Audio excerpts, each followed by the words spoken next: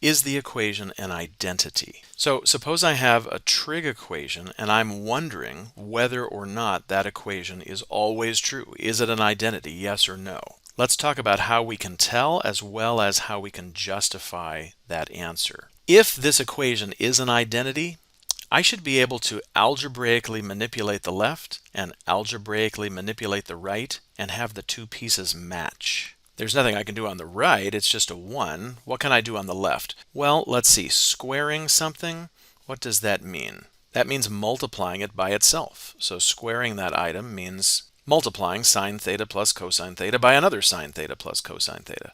Well, this is one of those FOIL problems.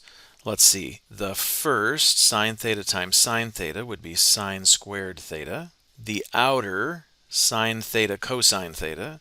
And then the inner matches, another sine theta cosine theta, so 2 of those.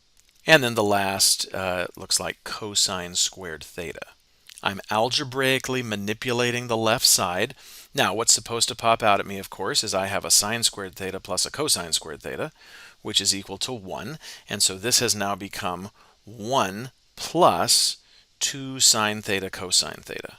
Well, I've simplified this thing as far down as it's going to go, and I certainly didn't end up with 1.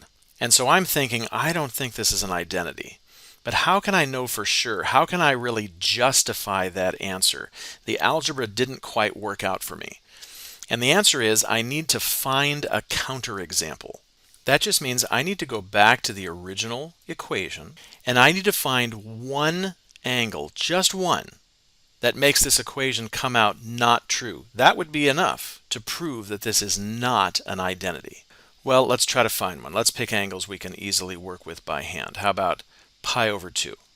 So I'm going to substitute in pi over 2 everywhere I see theta, and then I can work out those ratios by hand. Actually, pi over 2 is quadrantal, so a quick unit circle picture is all I need. Pi over 2 is up here at the top. That's the point 0, 1. Let's see, the sine value is the b, and the cosine value is the a. 1 plus 0 is 1, and 1 squared is 1. Uh-oh, we matched. We got the same thing.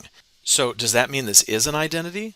Not at all. Remember, an identity is an equation that's true for every single angle you could ever stick in. Finding that it's true for one particular angle really doesn't mean anything. Obviously, theta equals pi over 2 is not going to be the counterexample that we need. So I'll try something else. How about pi over 4, 45 degrees? Let's substitute that in. These are values we work with all the time. Sine 45 is root 2 over 2, so is cosine 45. Obviously, you could draw yourself a quick reference triangle picture if you needed to remind yourself why that is. Root 2 over 2 plus root 2 over 2. I have a common denominator already, so that would be 2 root 2 over 2. I'll finish off over here. That fraction simplifies because the 2's cancel. So all I have is square root of 2 squared. Well, root 2 times root 2 is equal to 2, and 2 is definitely not equal to 1. So theta equals pi over 4 was a great counterexample because when I plugged it in, I did not get the same answer on both sides, and that proves that that equation is not an identity. Well, let's try another one. Again, at the beginning, I'm hoping that algebra can be convincing. What I'm essentially trying to do is simplify each side separately to see if algebraically they end up matching. 1 plus tangent squared theta, that is one of the sides of a Pythagorean identity. The other side is secant squared theta, so that cleans up pretty nicely. How about on the right side? Well, if I wanted to clean that up, maybe I would go to sine and cosine. So cosecant squared theta is 1 over sine squared theta, and tangent squared theta is sine squared theta over cosine squared theta. That's the quotient identity. I do have some canceling now. The sine squared thetas divide out. And actually, I don't have very much left here. This is just equal to 1 over cosine squared theta. But wait a minute, I don't have to leave this as a fraction. I can reciprocate that cosine theta to the top, and this will turn into secant squared theta. Now look what happened. On the left, secant squared theta. On the right, secant squared theta.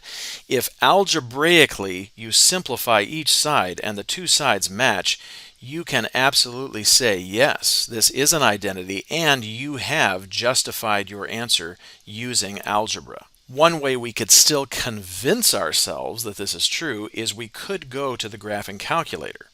And what we can do, we can go to the y equals area and we can treat each side of that equation as if it were its own function.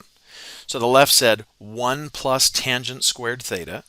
Now, unfortunately, the calculator does not have that nice shorthand notation. So for 1 plus tangent squared theta, or I'll have to use x here, I will type tangent x.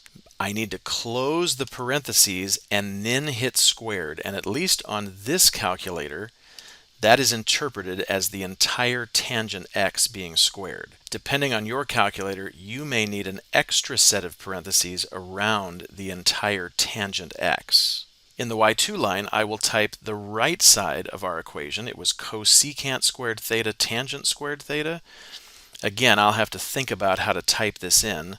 For cosecant squared theta or cosecant squared x, I'll type in 1 divided by sine x all squared.